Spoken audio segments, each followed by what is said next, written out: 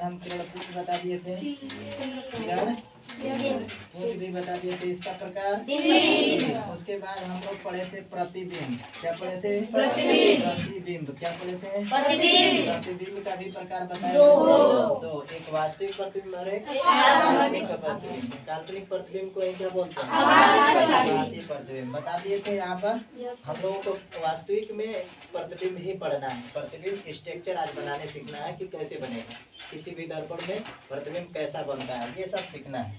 तो प्रतिबिंब से ही रिलेटेड अभी हम लोगों का क्वेश्चन चल रहा है। मेन टॉपिक हम लोगों का यही है।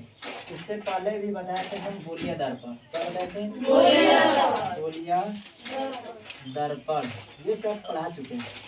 गोलीय दर्पण उसे कहते हैं, गोलीय दर्पण उस दर्पण को कहते हैं जो किसी खोखले गोले का उसी को क्या बोलते हैं? गोलीय दर्पण मुख्यतः कितने प्रकार होते हैं? एक अवतल और एक उत्तल। बाहर से रंग देंगे तो अवतल और अंदर से रंग देंगे तो उत्तल हो जाता है। अंदर से रंग देंगे तो क्या हो जाएगा? उत्तल। और इसी के साथ एक और दर्पण आता है जिसको बोलते हैं समतल दर्पण। समतल दर्पण, समतल दर्पण, ये हम बताए हुए हैं। समतल दर्पण की अधिकतर वेरी इंपॉर्टेंट क्वेश्चन है जो बिहार बोर्ड के लिए बहुत ही लाभदायक होता है। समतल दर्पण की विशेषताएं आती हैं, कभी 3 नंबर में, कभी 5 नंबर में भी आ जाती है। आज के समय में, वर्तमान समय में ये 2 नंबर में भी आता है, 5 नंबर में भी आता है। अभी हम लोग चर्चा करेंगे गोलीय दर्पण से। गोलीय दर्पण से ये है हम लोगों का अवतल, ये है अवतल दर्पण, और ये है उत्तल। ध्यान रखिएगा, सबसे अच्छा ट्रिक होता है याद करने का, उसे उत्तल उसे उठल। जिसका प्रवर्तक सतह उठा हो और भीतरी सतह को रचित किया गया हो उसे हम कहेंगे उत्तल दर्पण। समझ में आ रहा है? कंफ्यूजन? No confusion? अवतल दर्पण का अगर कोई डेफिनेशन पूछता है तो कहेंगे कि उस दर्पण को कहते हैं जिसका प्रवर्तक सतह धंसा हो और बाहरी सतह को रचित किया जाता है। ये जो होता है इसका प्रवर्तक सतह होता है, ये जो होता है प्रवर्तक सतह होता है। तो बाहरी से रंग देंगे तो अवतल दर्पण, और भीतर से रंग देंगे तो उत्तल दर्पण। अब ध्यान रखिएगा, जब हम प्रतिबिंब बता रहे थे तो 2 प्रतिबिंब बताए थे, एक वास्तविक और एक काल्पनिक या आभासी। काल्पनिक या आभासी। हम वास्तविक का मतलब बताते उल्टा। क्या बताते? उल्टा। मतलब कि जब उल्टा प्रतिबिंब बनेगा तो उसे हम लोग वास्तविक प्रतिबिंब बोलेंगे, और जब सीधा बनेगा तो उसे काल्पनिक या आभासी प्रतिबिंब।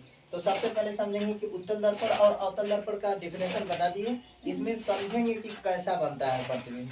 तो देखिए, उत्तल दर्पण में जो होता है, उत्तल दर्पण में हमेशा सीधा बनता है। हमेशा सीधा का मतलब क्या होता है कि कभी उल्टा ही नहीं बनेगा। मतलब इसमें जब भी बनेगा प्रतिबिंब तो कैसा बनेगा? सीधा। जब इसमें सीधा बनेगा अर्थात इसमें उल्टा और सीधा, बड़ा छोटा सब प्रकार का बनेगा प्रतिबिंब। तो रीजन समझिए, इसमें कभी भी बहुत बड़ा या बड़ा नहीं बनता है। किसमें? उत्तल दर्पण। उत्तल दर्पण में पूछेगा प्रतिबिंब कैसा बनता है तो पहले बताएंगे, सबसे पहले बताएंगे कि हमेशा सीधा बनता है। Point 1 clear.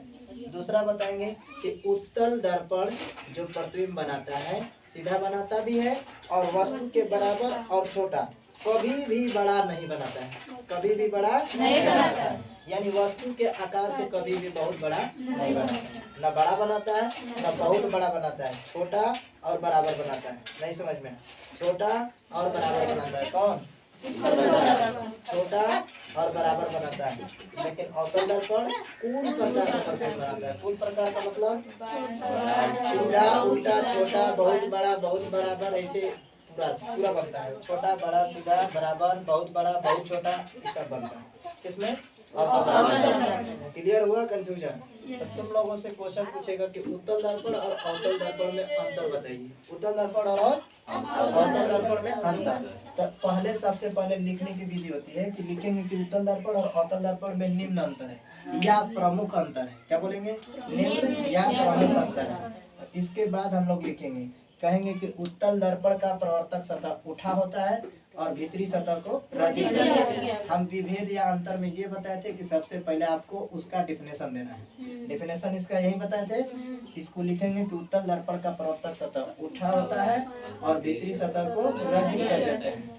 जिसे हम क्या कहते हैं उत्तल दर्पण। अवतल दर्पण को लिखेंगे कि अवतल दर्पण उस दर्पण को कहते हैं जिसका प्रवर्तक सतह फंसा होता है और बाहरी सतह को बाहर से रखे है ना। बात समझ में आ रहा है? क्लियर। अब उसके बाद फिर अंतर लिखेंगे।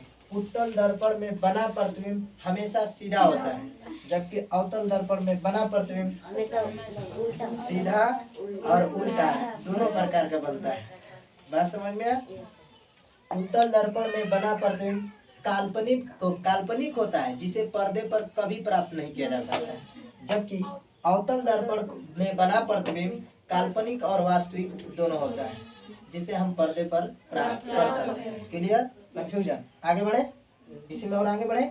अब उत्तल दर्पण में और एक बात बोलेंगे हम लोग कि इसमें जो है हमेशा सीधा बनता है प्रतिबिंब, और इसमें कुल प्रकार का प्रतिबिंब बनता है, कभी छोटा कभी बड़ा, कभी बहुत बड़ा कभी बहुत छोटा, बराबर कुल प्रकार का बनता है। क्लियर हो गया उत्तल और अवतल दर्पण से? अब इसमें सीखेंगे कि हम लोग प्रतिबिंब बनाएंगे कैसे। समझ में आ? समतल दर्पण का बात कर लेते हैं, क्योंकि इसी के साथ समतल दर्पण भी खत्म कर लेते हैं। इसकी विशेषताएं निम्न होती है। क्या होती है? निम्न विशेषताएं होती हैं, जिसमें हम लोग चेहरा रोज देखते हैं, वो समतल दर्पण होती है, न कि उत्तल दर्पण न कि अवतल दर्पण। बात समझ में? यानी समतल वाला में आप लोग चेहरा देखते हैं। दर्पण का मतलब मिरर, मिरर का मतलब दर्पण। बात समझ में आ रहा है? तो इसमें डेली देखते हैं हम लोग चेहरा। तो देखिए, जब हम लोग चेहरा देखते हैं तो ऐसा लगता है कि वो सीधा है, जबकि सीधा नहीं है। आप अपने से दिमाग लगाइए कि जिस तरफ हम लोग खड़े होते हैं और मिरर अपने सामने रखते हैं, तो ये अंदाज हम लोगों को नहीं लगता है कि हम लोग सीधा उसमें प्रतिबिंब बन रहा है कि उल्टा बन रहा है। लेकिन साइंस के अनुसार उसमें बना जो प्रतिबिंब होता है उल्टा होता है, लेकिन उसे उल्टा नहीं माना जाता है। क्यों? तब रीजन समझिए। यहाँ पर पार्श्विक रूप से उल्टा देगा। कैसे? पार्श्विक रूप से। पार्श्विक रूप का मतलब होता है ध्यान पूर्वक देखेंगे तब लगेगा उल्टा, अन्यथा सीधा लगेगा। बात समझ में आ रही है? तो पहले विशेषता में बताएंगे कि समतल दर्पण में सीधा प्रतिबिंब बनता है, मतलब उल्टा नहीं बताएंगे। पार्श्विक रूप का मतलब ध्यान पूर्वक, ध्यान से देखेंगे तब। इसको जानने के लिए हम लोगों को क्या करना पड़ेगा? सबसे पहले दर्पण को लाना पड़ेगा और दर्पण को सामने रखेंगे और कभी दायां हाथ उठाएंगे तो देखिएगा उस मिरर में बना हुआ प्रतिबिंब ये हाथ उठेगा। बात समझ में? जब बायां हाथ उठाएंगे तो उस मिरर में बना हुआ प्रतिबिंब में दायां हाथ दिखाई देगा। बात समझ में आ रही है? कंफ्यूजन? No confusion? तो इसमें हम लोग बोलेंगे पहले समतल दर्पण की प्रमुख विशेषताएं हैं, निम्न है। पहला, समतल दर्पण में बना प्रतिबिंब सीधा होता है, काल्पनिक होता है। दो हो गया। बात समझ में? जिसे पर्दे पर प्राप्त नहीं कर सकते हैं। तीसरा बताएंगे, अगला बताएंगे कि समतल दर्पण में बना प्रतिबिंब पार्श्विक रूप से उल्टा होता है। पार्श्विक रूप से उल्टा होता है मतलब ध्यान से देखने पर पता चलता है कि उल्टा है। ऐसे रोज झाड़ते हैं तो कहाँ पता चलता है, लेकिन हम लोग साइंस पढ़ाए तब ना पता चला कि नहीं उल्टा बनता है। पढ़े आप तब पता चला, ना पढ़े होते तो ऐसा लगता है कि एकदम सीधे बना थे प्रतिबिंब। बात समझ में आ रही है ना? तो समतल दर्पण का क्लियर हुआ। और एक टॉपिक होता है, जितना दर्पण से दूर वस्तु रहेगा उतना ही दर्पण में बना प्रतिबिंब दूरी बनाएगा। नहीं समझ में आया? जितना दर्पण से दूर वस्तु रहेगा उतना ही दर्पण के अंदर जो बना हुआ प्रतिबिंब होगा उतना ही दूरी रहेगा। अर्थात कह सकते हैं वस्तु दूरी बराबर प्रतिबिंब दूरी। दर्पण की दूरी में प्रतिबिंब दूरी, वस्तु की दूरी बराबर प्रतिबिंब दूरी। देखिएगा, जितना आप चेहरा अपना समतल दर्पण में दिखाएंगे उतना ही भाग दिखेगा। आप पीछे होंगे तो उसमें का प्रतिबिंब भी पीछे होगा। बात समझ में आ रहा है ना? अर्थात जितना दर्पण से आप दूरी बना के रखेंगे उतना ही वो जो बना हुआ प्रतिबिंब रहेगा दर्पण में उतना ही वो भी दूरी बना के रखेगा। समझ में आ रहा है ना? तो कह सकते हैं कि समतल दर्पण में जो बना प्रतिबिंब होता है वस्तु दूरी बराबर प्रतिबिंब।